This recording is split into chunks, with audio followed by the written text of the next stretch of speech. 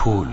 تو اے گروہ جن و انس، تم اپنے پروردگار کی کون کون سی نعمت کو جھٹلاؤ گے؟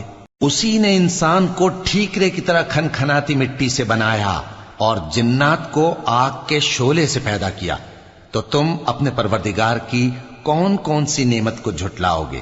وہی دونوں مشرقوں اور دونوں مغربوں کا مالک ہے، تو تم اپنے پروردگار کی کون کون سی نعمت کو جھٹلاؤ گے؟ اسی نے دو دریا رواں کیے جو آپس میں ملتے ہیں، مگر دونوں میں ایک آڑ ہے کہ اس سے تجاوز نہیں کر سکتے، تو تم اپنے پروردگار کی کون کون سی نعمت کو جھٹلاؤ گے؟